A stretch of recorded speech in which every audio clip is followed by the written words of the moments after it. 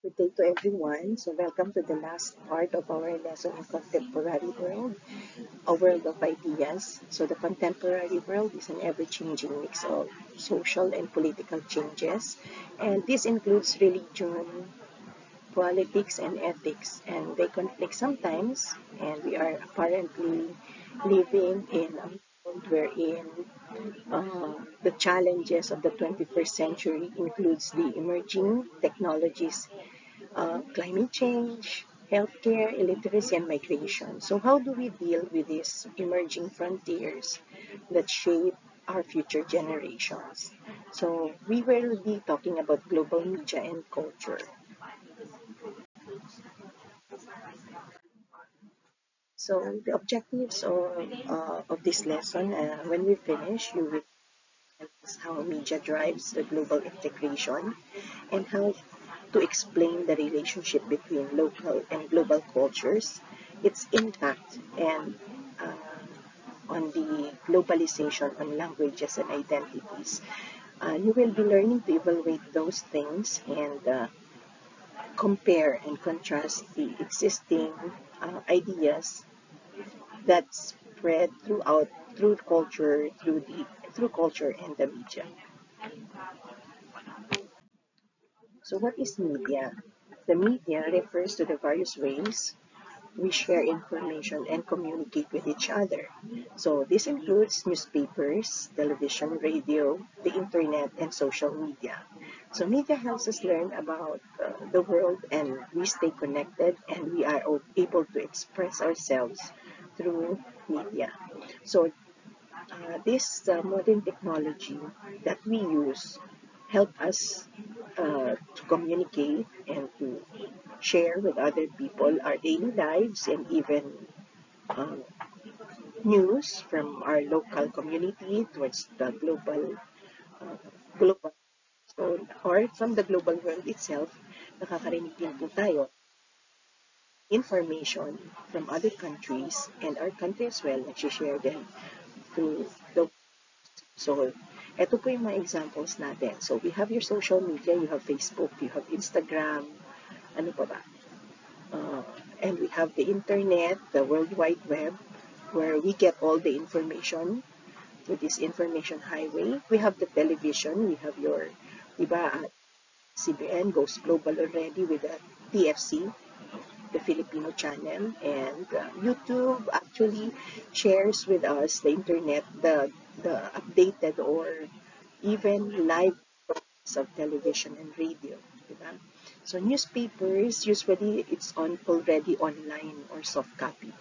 And we enjoy them not through the hard copies anymore like we did long time ago, di ba? Nagpa-pop na lang sa ating Google.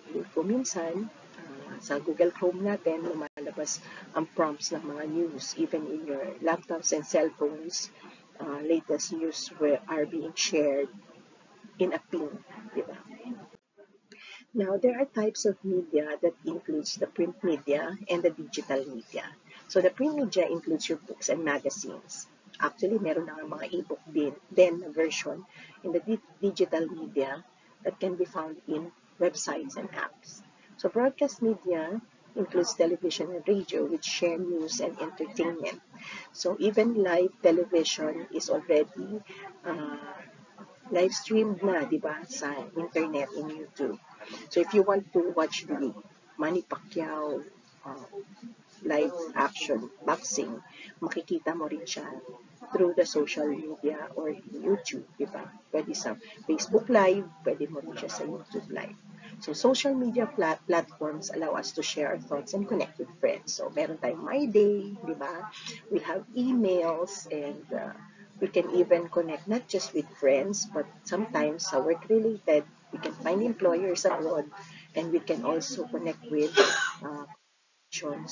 of our details na kailangan natin i-share through emails and Hotmails and Yahoo Mail, di ba? Ang dami-dami na po ways to connect with other people globally. Their lives, it helps us, it keeps us informed about current events and important issues, di ba? So isang search mo lang, di ba, in the World Wide Web or in the Google, kumbaga sabi nila, di ba, i-Google mo na lang. ang information that we need to think about. So current events and important issues are found online with just one click. So it also entertains us through movies, music, and games. Ano po ba yung mga movies, di ba? Even Hollywood movies, Bollywood movies, we can download them and stream them and watch them online. So movies, music, and games. So even the K-pop culture of music is already widespread in the Philippines. Diba? We have online games na sometimes I even hear my own son or children na nakikipag-usap in English kasi yan pala ay galing sa ibang bansa yung kasama nila sa online game. So, media can influence our opinions and help shape our understanding of different cultures. So, itong ating mga opinions, we can share them, di ba? Uh, our opinions, di ba, doon in our Facebook wall, di ba, sometimes we share our own opinions and we help us. And sa mas malalim po na aspeto, it helps also shape our understanding of different cultures around the world. So, local and global media in the Philippines. So, how do local and global media interact in our country? Diba? In the Philippines, social media growth in the Philippines, diba, sabi nga ni Ted Filon in one of his broadcasts, Ted Filon, ano ba yun, with DJ Chacha, they talk about the Philippines. Straight 4 years yata, the selfie capital of the world ang Philippines because 76 million, more than almost 80 million Filipinos are active social media users, and we have our own phones, and that's 71% of the 70+% of our population is active in the social media, di ba? So even an individual has one or two phones na dito sa Philippines, di ba? We cannot even a child as young as 3 years old may sarili ng iPad, and although the account would be with an adult under adult supervision, still it's counted pa rin po yan as user ng social media or any other websites na ginagamit or apps na ginagamit ng mga bata. So an average Filipino spends at least 4 hours or 4 to 5 hours a day on their own phone. And this is actually 2019 pang information. And it's already 5 years na, di ba? So what influences your understanding of global issues? Paano ka ba nai-influensyahan? Pero as people of your generation, kayong mga younger generation in your early 20s, I believe, or 18 and above na kayo, young adults, kayong mga young adults are becoming aware of global issues already, di ba? Nalalaman nyo rin naman to. Ang nangyayari ay we tend to learn more about or we understand more of global issues because we have information na pumapasok. Yun nga lang, we have to know how to, ano nga ba yung pagsala? We have to know how to be critically aware of fake news or other influences. So discuss how media shapes your influence ba to or information as a Filipino. So, this one is, kumbaga, bilang Pilipino, paano natin nagagamit ang social media. So, we are aware of political issues. We are aware of economical issues na ating bansa through the social media. Not just our country, di ba? We learn about other global issues like the Russia and Ukraine war. Nalalaman natin ang updates. We also know the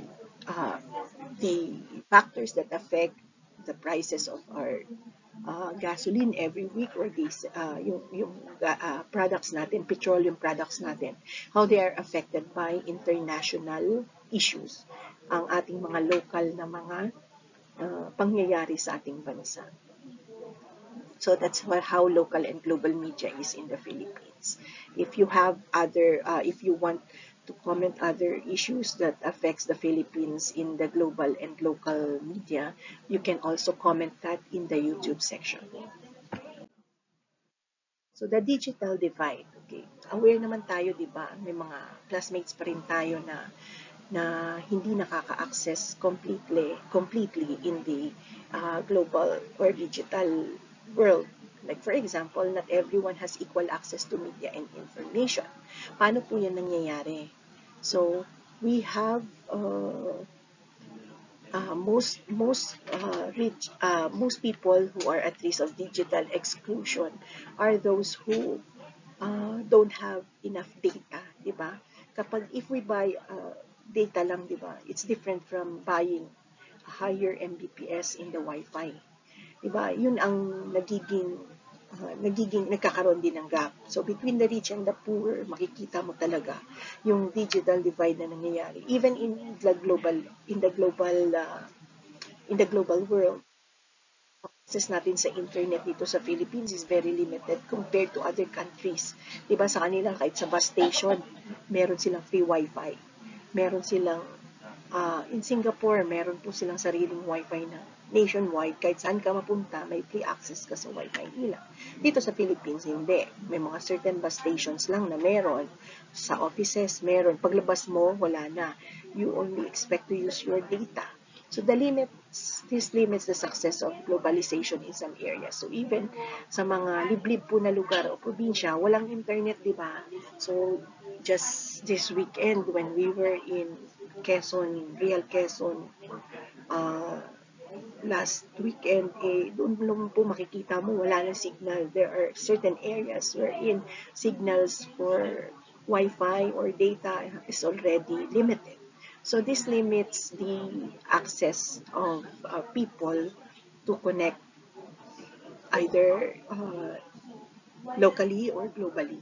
So nawawalan tayo ng connection with the communication with, halimbawa, kasama mo sa trabaho or your family na naiwan mo sa bahay if you go somewhere else. So how does this affect your community kapag nakukulangan ka? So sa digital divide, minsan ang affordability, ang prices na pagbili ng data or access to the internet ay mahal din, di ba? People na aware po dito, halimbawa din sa ability, how to use the phone, how to access the internet. Yun nga, may iba pa po tayong mga like for example, our senior citizens natin, kailangan natin silang i-guide how to use the smartphone. Diba? So, even my mom, you only ask for black and white cell phone because she said she only needs to call and text. Wala na siyang, hindi na siya aware ng iba pang apps. But that's why yung mga apo po ay naturuan siya when she had her first smartphone. So, higher income na mga pamilya or higher income na mga countries, they usually can afford all this access, ability, and affordability of the digital world, digital media. Kasi marami po silang pagkakataon or they have more, what do you call this one? More access. Meron silang pambili, they can afford, and there is also like a high income households who can also afford to buy everything that they need in order to be connected to the digital world. So being a responsible media consumer, so here on the drawing that is shown on the slide, it says think before you click, diba? Be safe, network, internet, blog, media, download, and searches. It's important to think critically about the media we consume. So because we have to be aware na yung mga link na kiniklik natin ay safe, and we are not being directed, or our information is not being downloaded by any third party. So always check if the information is also accurate and if the information you got is from a reliable source. So marami na pong naganap na pong fake news. So even AIs, di ba, na napapakita kala natin yung certain na tao, very important na tao, sa kanya talaga nanggaling yung sinabi na yon, but in fact is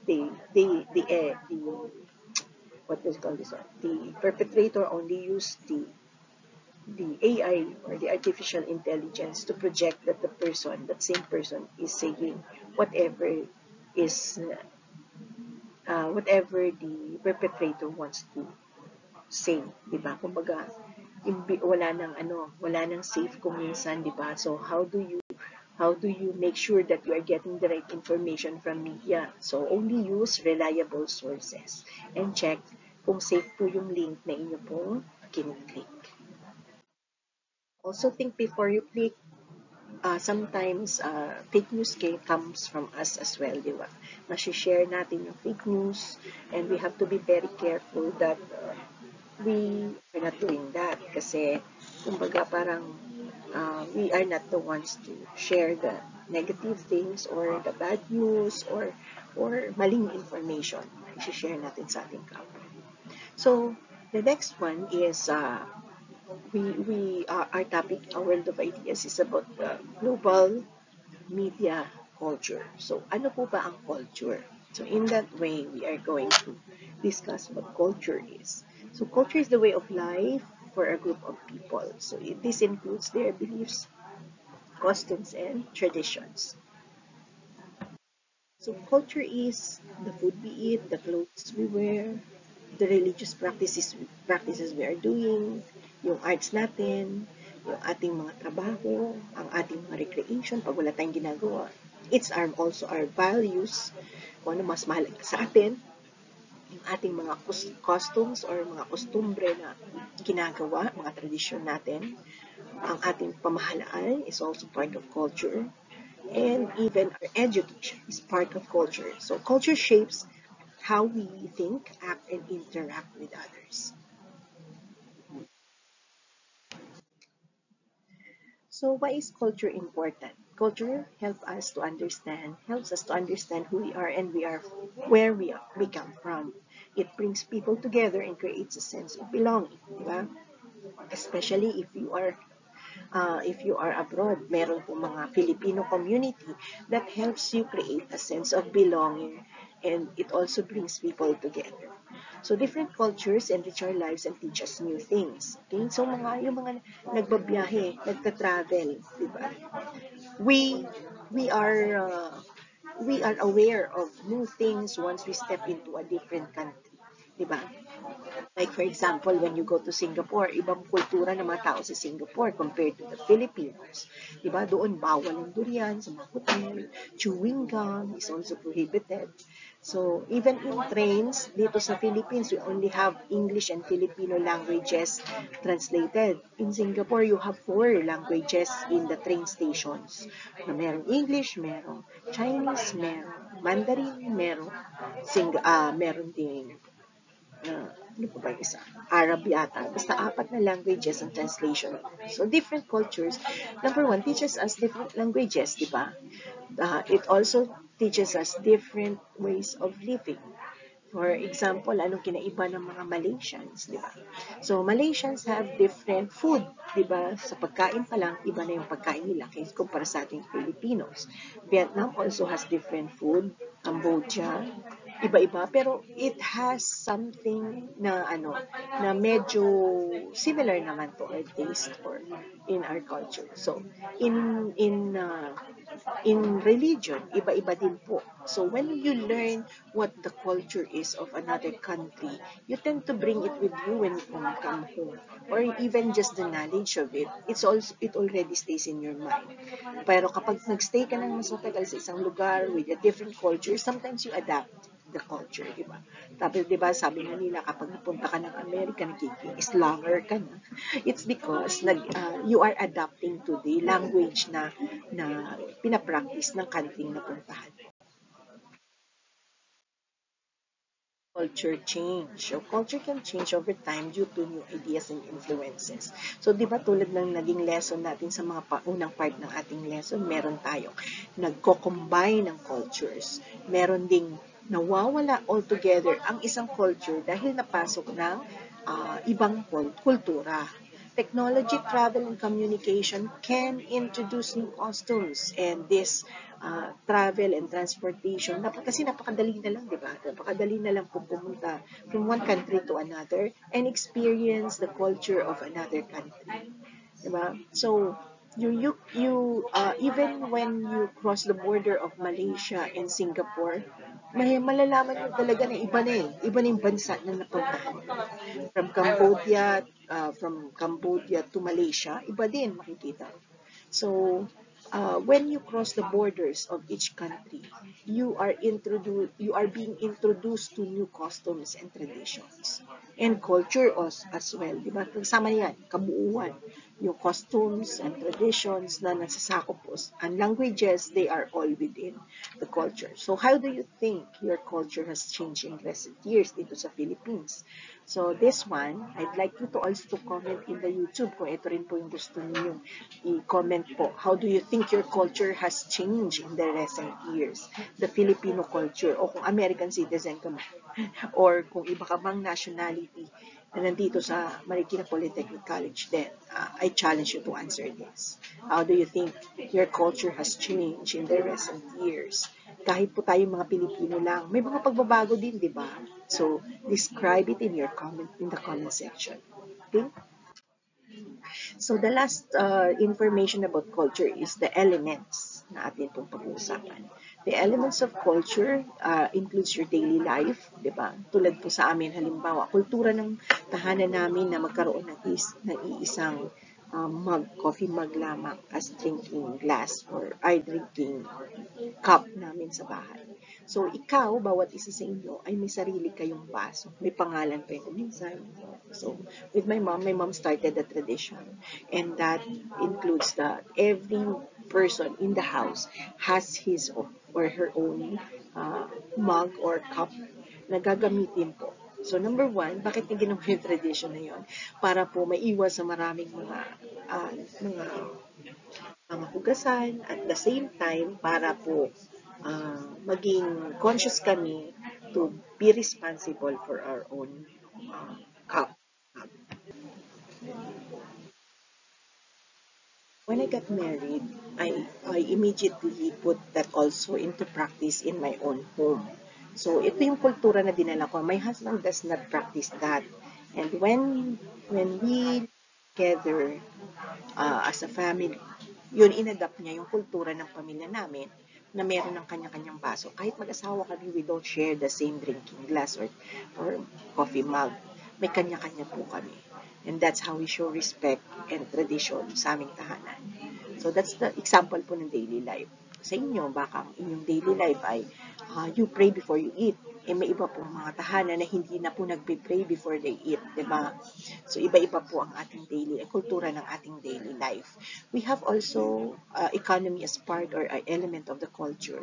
Ang ekonomiya natin, are we an agricultural country? And dahil agricultural country tayo, ano ba yung mga nagiging festivities natin na nangyayari because of that? Diba, ang San Juan may tubig, sa Quezon merong pahiyas, di ba? We have the Sumaka in Antipolo because iba-iba po yung mga nagiging ekonomiya o ang mga nagpapaunlad ng kabuhayan, mga kabuhayan ng bawat lugar sa ating bansa lang locally. In the global aspect naman, di ba, Europe or United Kingdom in the earlier civilization, sila yung mga nanguna sa mga machines and other technologies. Tayo dito mga nasa eastern o nasa global divide of the south, ay medyo kulelat pa, di ba? They said nga, di ba, when upon their explorations that we were barbarians in their sight kasi hindi pa tayo nasisivilize compared sa kanila. So, iba yung ekonomiya nila, iba din ang sa atin. Government also is part of the culture. Meron democratic, meron communist. The languages of the world, iba-iba po. But there are marami din pong major languages na ginagamit. English is the universal language. You can also practice French, Chinese or Mandarin. Yan po yung mga foreign languages na marami pong countries ang gumagamit.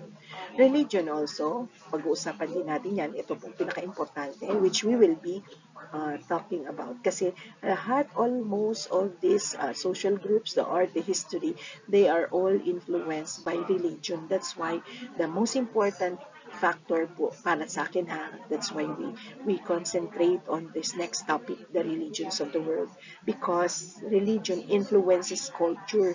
Kahit saan ka po papunta, religion is the primary, halos primary na influence or driving force in the global world. So, social groups, the arts, and also are all elements of culture. Now, religion and culture. Religion can influence culture, arts, and music. So it shapes traditions and values in different society. And how do you think religion affects the way people celebrate holidays? So even the holidays are influenced by religion. And our arts, our music, our traditions, and our values are oftentimes based on religion. So the globalization of religion has started to spread religious practices worldwide. So it can lead to both unity and conflict among beliefs. Pwede siyang magpang-isa or mag-bind together ng isang grupo ng mga tao or kultura. Or it can also divide the, what we call this one, this group of people or nationality. So how do you see religion influencing cultures around you?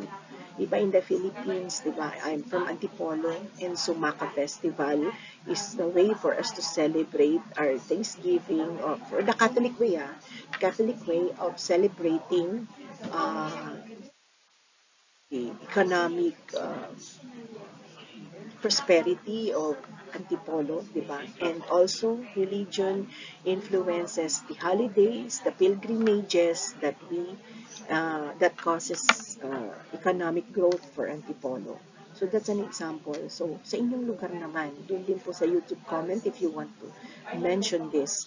How do you see religion influencing your community, your place? Kung example, taga San Juan ka, paano naka-influensya sa inyo ang San Juan Festival, di ba? So it can divide and even unite different beliefs, di ba? Tulad na nangyari po nitong last po na San Juan na to, di ba? Na celebration wherein kumalat sa social media yung mga kabataan na nag-aasar dahil sa pagbubuhos ng mga magtatrabaho or nagtatrabaho ng mga tao dumadaan sa kanilang city or sa San Juan, di ba? So this can create unity, and this can also create conflict. So major religions of the world, marami po. And some of the largest include Christianity, Islam, Hinduism, Buddhism, and Judaism. So can you name other religions you know about? And can you also comment in the YouTube kung ano po yung comment section, kung ano po yung religion nyo and what you know about it. So you can share also that one. Those information na hindi po nakashare dito sa ating PowerPoint lecture. Okay? So, interfaith dialogue. Ano po ba yung mga interfaith dialogue? Interfaith dialogue encourages understanding between different religions. So, minsan, di ba, makikita niyo in graduations and programs, we have interfaith prayer. Meron mag-pray, lalo na po sa SONA. I think it's sa SONA po yata yun. Wherein all major religions in the Philippines are being invited to lead the opening prayer of the SONA or any something na mga importanteng program. So it helps people learn from each other and find common grounds. And what's the common ground? It's the love for the country. Bakit nagsasama-sama po itong mga interfaith leaders natin to pray for the country? Kasi that's their common ground to pray for the Philippines. So why do you think it's important to talk about our differences and similarities in religion? So ito po ang pag-uusapan natin. Importante po na mapag-usapan natin yung ating mga similarities in religion to be able to respect all religions and beliefs. So we don't judge other people according to their or based to their religion. Understanding different perspectives can help us live together peacefully. For example, you don't remove the hijab of the Muslim girls, di ba? Yung nakabalot po sa kanilang ulo. Hindi mo po pwedeng tanggalin yan because you have to respect their religious belief na women are kept pure from the sight of men if they dress modestly. So, wag po natin silang i-judge. Okay? So, how can you show respect for someone with different beliefs than yours? Paano nyo pinapakita ang pagre-respeto ninyo? You can also comment that in the YouTube section kung gusto nyo pong ma-share sa atin kung paano nyo sinushow ang inyong pagre-respeto sa different beliefs na kakaiba kaysa meron ka. So let's talk about the number one, di ba, tulad na sinabi po ng inyo, na ating student teacher in your first lectures, I won't be staying on this information. I'm just doing a short recap that they already shared with you that Christianity is the largest religion in the world. So followers of Jesus Christ and believers of Jesus Christ are called Christians, and the Bible is their sacred text. So what do you know about the Christianity teachings of Jesus? Kung ikaw ay Christian, pwede ka rin pong mag-share ng inyong information in the YouTube comment section. How do you find, or what do you know about the Christian teachings of Jesus? If you are also a Muslim or practicing the second largest religion globally, which is Islam, you can also name some important practices of the Islam religion. Followers are called Muslims, and they believe in Allah, which is also translated into God, and the Quran is their holy book. Next one is Hinduism. Hinduism is the oldest religion, is one of the oldest religions in the world. Actually, may practice siya sa India. So India is more on, majority of the population are Hindu. So followers believe in many gods and goddesses. They have 1,000 gods and goddesses, and they practice worshiping all these spirits. Depende po sa pangangailangan nila. And if you have seen the music video of Hymn for the Weekend, I forgot kung sino singer, Beyonce with Coldplay yata. Yon, Hymn for the Weekend, it shows the religious practices of Hinduism. Yun pong ginamit nilang background dun sa kanilang music video. The Vedas are the most important text, or kumbaga pinaka-Bible of the Christians ng mga Hindu. So what do you think is unique about Hindu beliefs compared to the belief that you have? Share that in the comment section if you want to answer this question. So fourth is Buddhism. Buddhism was founded by Siddhartha Gautama, known as the Buddha. So followers seek enlightenment and follow the Eightfold Path. So this one is already, the Eightfold Path and enlightenment is already discussed in your, will be discussed kung hindi pa kayo nagkakaroon ng understanding the self na subject ay i-discuss din po yan sa inyo more thoroughly. What is enlightenment? What is the Eightfold Path?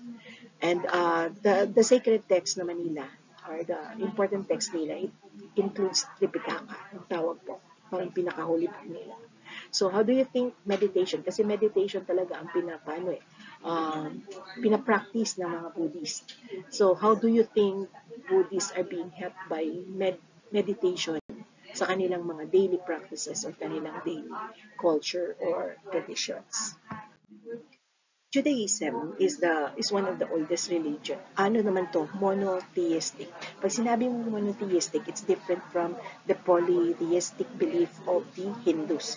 Ang mga Hindu, maraming Diyos. Samantalang ang Judaism ay isa lamang ang Diyos. So they are believers of only one God, and they are called the Jews. The Torah is their sacred text. And what traditions do you know are being celebrated in Judaism?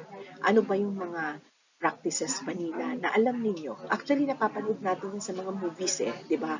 The Jewish practices ng religion nila. So, what do you know about the celebrations that they have? Okay, ito, ang nandyan sa picture, makikita nyo the Star of David, the 7 candles na yan, may mga ano po yan, may mga simbolo po yan. So, sila yung mga tinatawag ng mga rabbi, di ba? Yung actually tinatawag nila rabbi and teachers. Although rabbi din naman tawag nila kay Jesus in one of the texts in the Bible.